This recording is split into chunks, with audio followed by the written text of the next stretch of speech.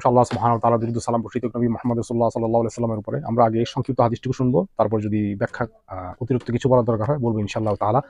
নিশ্চয় তওবা দ্রুত গুনাহ দ্রুত করিয়া ফেলে। তওবা করলে গুনাহগুলোকে আল্লাহ সুবহানাহু ওয়া তাআলা ধুয়ে দেন, মুছে দেন এবং নেকিসমূহ আর যদি নেক কাজ করেন তাহলে গুনাহ এটা দূর করে দেয়, গুনাহকে দূর করে দেয়। আর এর জন্য বান্দার গুনাহ হবে, এই জন্য আল্লাহ সুবহানাহু ওয়া তাআলা তওবার দরজা খোলা রাখছেন। তো দুনিয়াতে ইচ্ছা অনিচ্ছা অনেকের পাপ হয়ে থাকে, এই জন্য তওবা করতে হবে এবং নেক কাজকে বাড়াইতে হবে। নেক কাজ হচ্ছে গুনাহ মোছার প্রধান এবং অন্যতম মাধ্যম।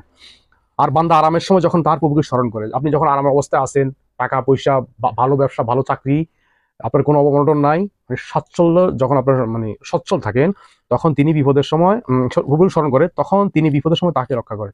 আপনি যখন আল্লাহকে সুস্থ সবল এবং সচ্ছল অবস্থায় রাখবেন, আল্লাহ সুবহানাহু ওয়া তাআলা আপনার বিপদের সময় আপনাকে রক্ষা করবেন। সবসময় তো আল্লাহ আমাদেরকে রক্ষা করবে বিপদের সময়, যখন আপনি দুঃখ দুর্দশায় পড়বেন তখন আল্লাহ সুবহানাহু ওয়া তাআলা আপনাকে রক্ষা করবেন। আর ইহা এই জন্য যে আল্লাহ তাআলা বলেন, আমি কখনো, আর এটা এই কারণে, আমি কখনো আমার বান্দার দুটি নিরাপত্তা একত্র করি না এবং তাহার জন্য কখনো দুটি ভীতিও একত্র করি না। এখানে এই মূল পয়েন্ট এখানে, যদি সে দুনিয়াতে আমার ভয় পায়, ভয়তে নিরাপদ আছে মনে করে, তবে আমি তাকে সেই দিন ভয় দেখাইব যেদিন আমি আমার বান্দাদিকে একত্র করিব।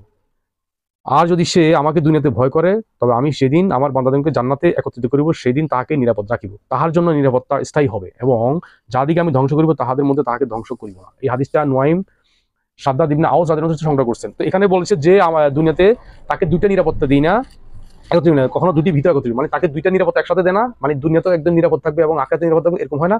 এবং কাউকে দুনিয়াতেও ভয় দেখান না এবং আখিরাতেও তাকে ভয়ভীতি দেখাবেন না, এরকম দুইটা একসাথে করবেন না। হয়তো সে দুনিয়াতে আরামাইশে থাকবে, আখিরাতে সেখানে কষ্ট করবে, আর কেউ দুনিয়াতে ভয়ভীতি অবস্থা আল্লাহর হুকুম পালন করবে, কষ্ট করবে, সেখানে সে নিশ্চিন্ত থাকবে। মূল হাদিসের ভাষ্য এটাই।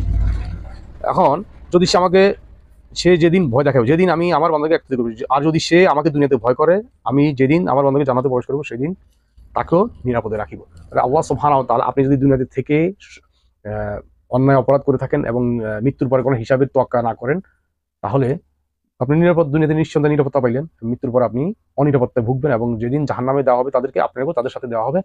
আর যদি আপনি দুনিয়াতে দুঃখ কষ্টে ভয়ভীতি অসহকারে আল্লাহ সুবহানাহু ওয়া তাআলা ডাকেন এবং সবসময় জাহান্নামের আযাব থেকে বাঁচার চেষ্টা করেন, আল্লাহর হুকুম সর্বাত্মকভাবে পালার চেষ্টা করেন, তো সেখানে আপনি এখানে দুনিয়াতে একটু দুঃখ কষ্ট দুর্দশা থাকবে, কিন্তু মৃত্যুর পর আল্লাহ সুবহানাহু ওয়া তাআলা আপনাকে নিশ্চিত নিরাপত্তা দান করবেন, আর সেই নিরাপত্তার মাধ্যম হচ্ছে জান্নাত।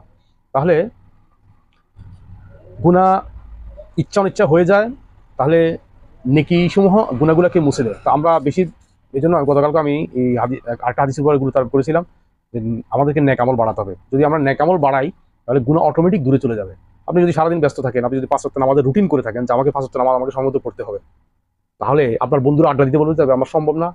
যদি আপনার কোনো গার্লফ্রেন্ড থাকে, পরকীয়া থাকে, সেটাও আপনি সম্ভব না, আমি এখন এখানে সময় দিতে পারতেছি না। তারপর আপনি একটা সময় যদি নির্দিষ্ট করেন যে আমি এত কোরআন তেলাওয়াত করবো, তাহলেও আপনার দ্বারা পাপ সম্ভব না। এবং যদি আপনি হাদিস অধ্যয়ন করেন একটা সময় ধরে, সেটাতেও আপনি পাপ করার সুযোগ পাচ্ছেন না। এইভাবে যদি আপনি একটা সময় নসিহতের জন্য তাবে করে নেন, তাহলেও আপনি পাপ করা সম্ভব না আপনার জন্য। কিন্তু আসলে এরপরও পাপ হয় এবং হয়ে যায় অনিচ্ছা শর্তে। তো পাপ কোনো কাজ কন্টিনিউ করবেন না, যে হয়ে গেছে ভুলে গেছে আমি আর এখানে যাবো না, আল্লাহর সাথে তওবা করবো।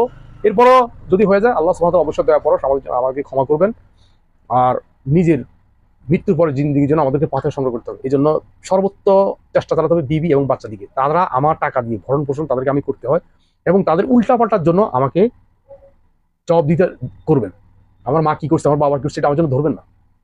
আমি যে তাদেরকে ভরণ পোষণের দায়িত্ব নিছি, তারা যদি বিবি বিপদটা চলে আপনি বলবেন, না চললে চেষ্টা করবেন চালানোর জন্য, যদি না চলে আপনি দায়িত্ব থেকে আপনি অব্যাহতি পারেন। চেষ্টা কি মুখ দিয়ে বললেন এরকম না, তারা এরকম ঝগড়া লাগাইতে হবে সবসময়, তাকে বকাঝকা করতে হবে এবং সন্তানদেরকে দিন শিক্ষা শিক্ষিত করতে হবে, তাহলে আপনার চেষ্টা অব্যাহত থাকবে, তাদেরকে দিয়ে আপনি অনেক ফায়দা তুলতে পারবেন।